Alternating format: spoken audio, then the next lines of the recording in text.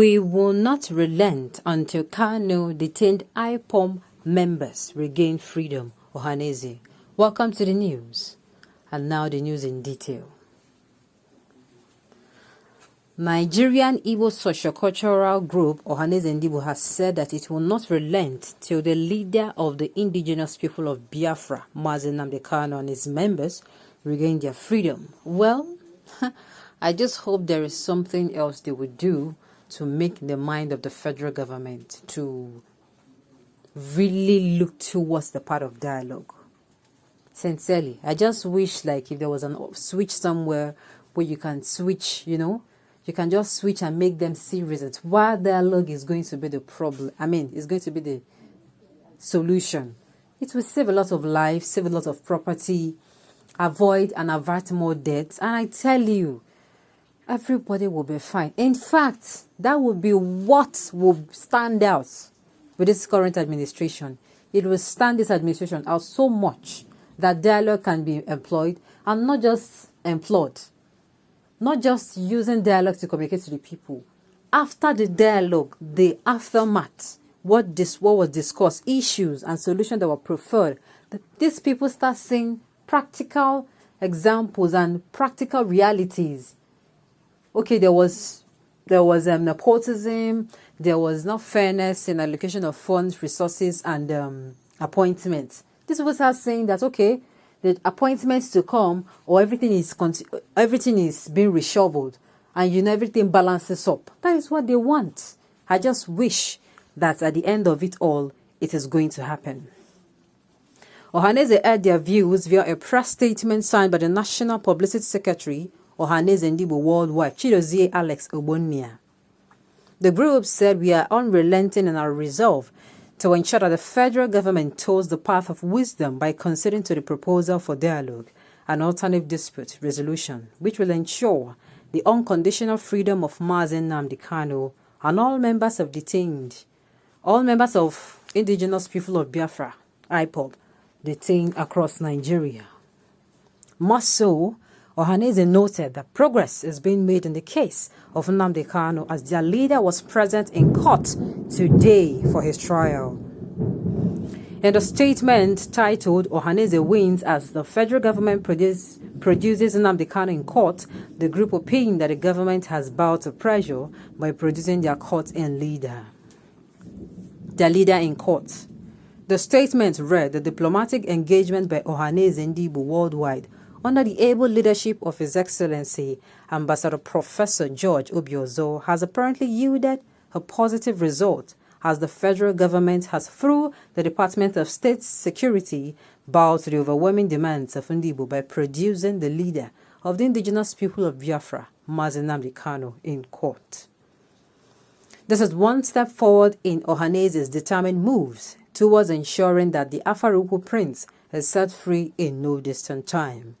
The monitoring team of the Ohanaeze Worldwide, led by former Governor of Anambra State, His Excellency Dr. Chukwuemeka Ezife, Chief Nwosu Ezigbo I of Abuja, Barrister Godi Uwazirike, were also in court to monitor proceedings and report back to the leadership of Ohanaeze Ndigbo. Okay, this is it's quite good, and it's a welcome development. Thank God that the federal government saw it wise to make sure the DSS provides the leader of the indigenous people of Biafra in courts. It is only necessary, and it is the right thing to do, because you filed a suit against him in courts and you holding on to him. It is not in any way ideal.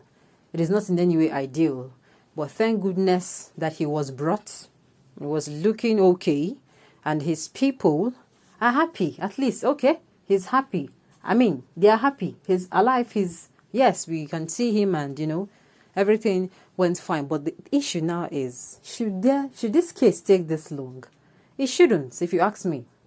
It should not. This is a case of I exercise my fundamental human rights, and the same constitution that says I'm free to exercise my fundamental civil rights.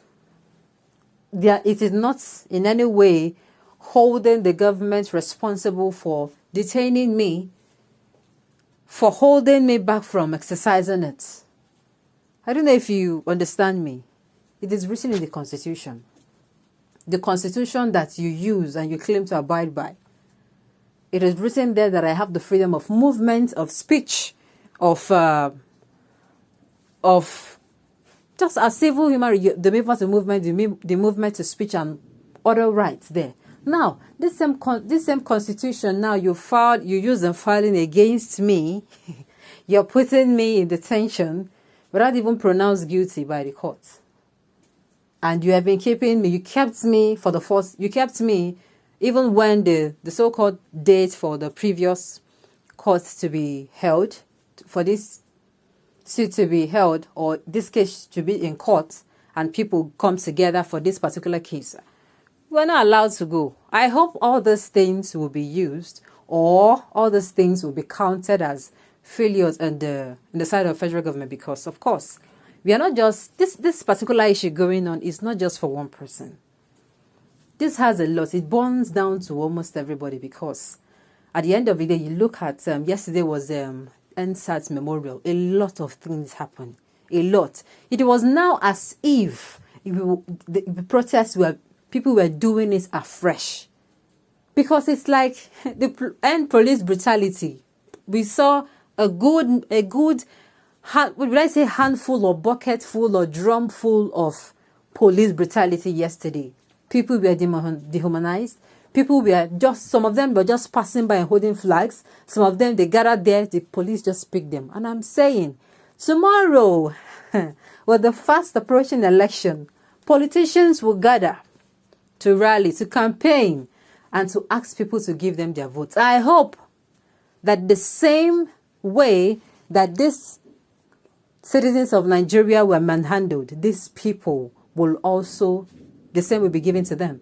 Since it is right now, since the law exists on ink and paper, and maybe the ones that the police are doing, the brutality that is being suffered by the people now, it is okay because nobody is saying anything against it. In fact, lies are going round, and where people are saying, oh, such incident did not happen and that did not happen. Fine and good. I hope then the same law will be applied. This is why I say this particular case now, or this indigenous people of Biafra leaders case, it is very similar. These people are agitating for freedom. We want a peaceful Nigeria. A peaceful Nigeria where there will be equity, there will be fairness, there will be justice. And not in some places or some people, there will be supremacy of the law. That is what these people want. Nothing more, nothing less. And because they have been asking for this for a very long time, and dialogue has not been employed, and even the dialogue that was employed by the federal government, all of a sudden, Kanu, who is the leader of the indigenous people of Biafra, his house was invaded during the dialogue in 2017. So I do not understand why. I just hope at the end of the day, all these things are sorted out. On this note, we have come to the end of the news. We say thank you for tuning to listen until I come your way next time. Enjoy the rest of your day.